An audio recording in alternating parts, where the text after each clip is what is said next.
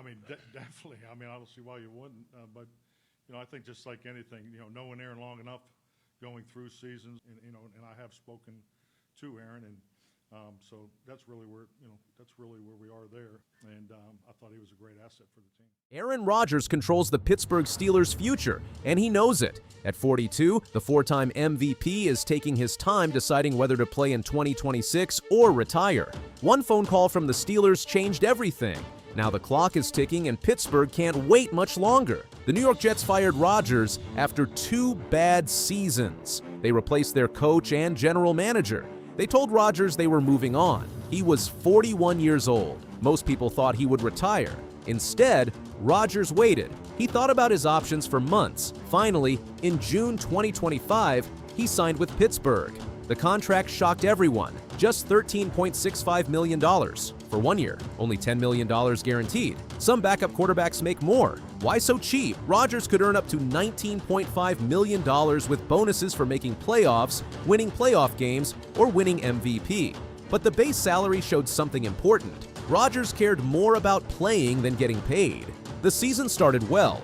On opening day against the Jets, Rodgers threw 4 touchdowns. The Steelers won 34-32. Later, Rodgers passed Brett Favre on the all-time touchdown list. The Steelers finished 10-7 and won the AFC North. Rodgers threw 3,322 yards with 24 touchdowns and 7 interceptions. But underneath, problems were growing. Rodgers only averaged 207.6 passing yards per game, his lowest average ever as a starter.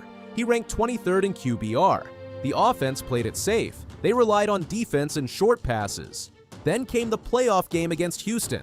Everything fell apart. Rodgers completed just 17 of 33 passes for 146 yards. He fumbled when Houston sacked him, and they ran it back for a touchdown. 4 total sacks. His final pass of the game? A pick 6. The Steelers lost 30-6. It was one of the worst performances of Rodgers' career. Mike Tomlin had coached the Steelers since 2007. He never had a losing season, but 3 days after the Houston loss, Tomlin shocked everyone. He resigned.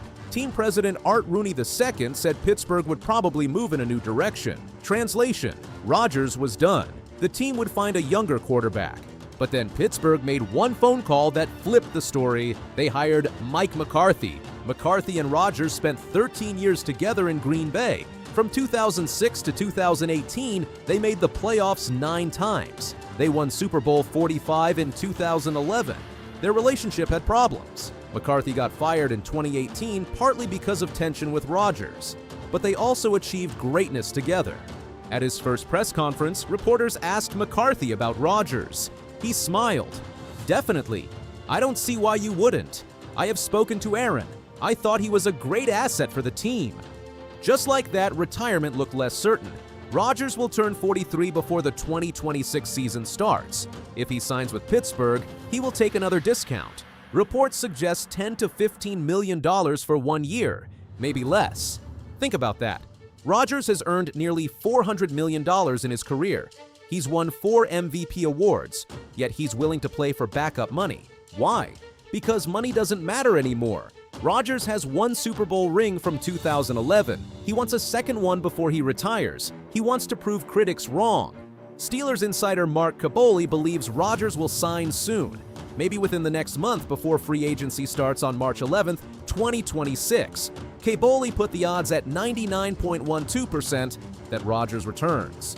That's very specific and very confident. But with Rodgers, nothing is certain until he says it publicly. He likes controlling the story. He likes making people wait. What happens if Rodgers says no? The Steelers don't have great choices. Mason Rudolph is on the roster.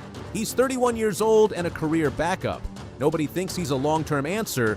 Will Howard is a 6th-round rookie from 2025. He spent most of last season hurt with a broken hand.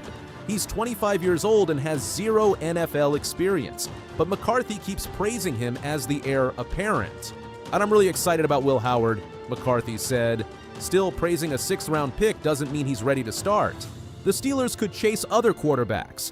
Names like Malik Willis and Spencer Rattler get mentioned, but the 2026 free agent class is terrible. The draft class is worse. Some wondered about the Minnesota Vikings. Running back Aaron Jones played with Rodgers in Green Bay. On a podcast, Jones tried recruiting him. I like him in Minnesota, that's my dog. What he brings to a locker room, that leadership, it's a standard. But league sources say other teams aren't interested. One NFL head coach told reporters he'll end up back in Pittsburgh or he'll hang it up. An agent put it bluntly. If I was advising him, I'd tell him to take what he can get from the Steelers as soon as possible. Don't try to drag this one because the market isn't there. It's definitely early and people aren't really talking yet. Rodgers has one real option: Pittsburgh. Not everyone wants Rodgers back. Some analysts think Pittsburgh should move on. ESPN's Benjamin Solak wrote harsh words. If the Steelers re-sign Aaron Rodgers to another one-year deal, God bless him. Rodgers' lack of mobility and diminishing arm talent is an enormous limiting factor on their offense. The numbers support that criticism. Rodgers threw the second shortest passes among all starting quarterbacks in 2025. When plays broke down and he had to scramble, he ranked 39th out of 45 quarterbacks. Pro Football Focus gave Rodgers a grade of 68.7. That ranked 29th among all quarterbacks. His arm isn't what it used to be. His legs are gone. He can't escape pressure. He will be 43 years old in 2026. Tom Brady played until 45, but Brady had better offensive weapons and played on better teams. Rodgers would need perfect conditions to succeed. Pittsburgh doesn't have perfect conditions. ESPN's Brooke Pryor covers the Steelers. She gave the most honest assessment. I get the sense that he is more likely to come back than not, but I would write that in pencil. I would not write that in pen. You're not going to believe it until you hear it from Aaron Rodgers. Rodgers has already secured his place in history. He'll be a first-ballot Hall of Famer, but his legacy has a hole. One Super Bowl win in 21 seasons. Compare him to Tom Brady with 7 Super Bowl wins, or Peyton Manning with 2. Rodgers has as much talent as any of them, maybe more, but the championship count doesn't match. That's why he's willing to take discount contracts. That's why he's willing to play at 43. He wants to silence the doubters. But can he do it in Pittsburgh? The Steelers have problems. Their offensive line struggles. Their wide receivers are average. Their running game is inconsistent.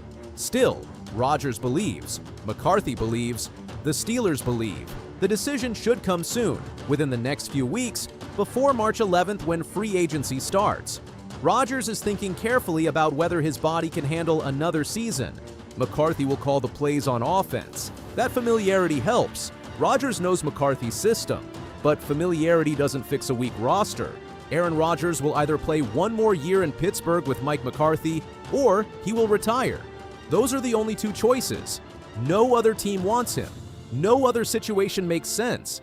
The Steelers aren't just waiting on a quarterback, they're waiting on a direction. If Rodgers says yes, it's Super Bowl or bust. If he says no, the post-Tomlin era starts with a total rebuild. The announcement will come soon. When it does, we'll know how one of the greatest quarterback stories in NFL history ends.